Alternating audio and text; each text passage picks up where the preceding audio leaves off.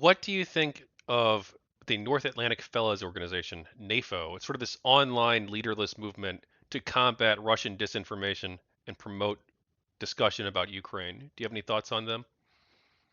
I personally still like them, despite the recent trends of people pointing out their fuck ups. And, considering how many people are involved in all of that, of course, there will be like people who would, a little bit unhinged or maybe like a little bit, so to speak, autistic in some of the way they go about it. But there are, though, people with dog avatars. So, expectations need to be according to the way they look. But at the end of the day, they have been an immense help to us as well. So you have to acknowledge that as a Ukrainian, that it has been a blast, just a blast, to see someone counter Russian propaganda in such effective way, and in such like in the way that they do it.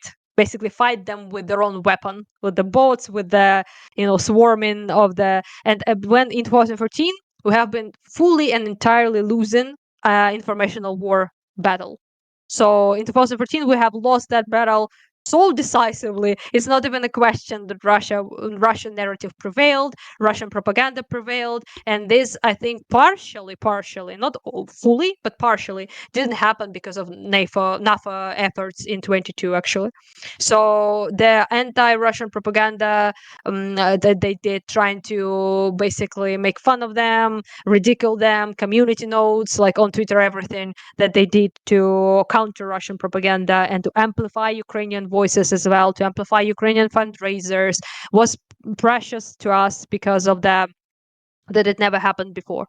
And Russia is so good at their bot farms and their like propaganda machine and everything, and us countering that was difficult, obviously, and still is difficult today, thanks to Elon Musk and people like that. But dogs fellas really did come through, and they helped us feel like there's actually someone who gives a fuck, and that there is some sort of counter messaging. So in that sense, I think they really, really uplifted us, and especially Ukrainians always felt like we are extremely invisible and extremely silenced. We still feel that way, but people like NAFA really helped to elevate that a little bit. So for that, I'm, genuinely grateful to them, I suppose. Although sometimes they do act a little bit kooky, not gonna lie, but it is what it is.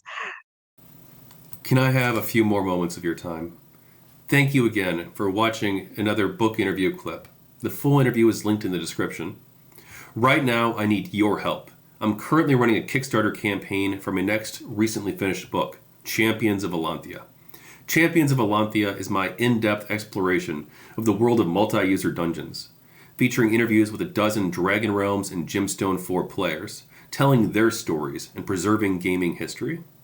You can help me bring this project to life for as little as $5, so please back the Kickstarter today and help me fulfill this dream. I'm also happy to report that The People of GamerGate, Volumes 1 and Volumes 2 are now available on Amazon in both Kindle and hardcover formats. Thank you again for your time.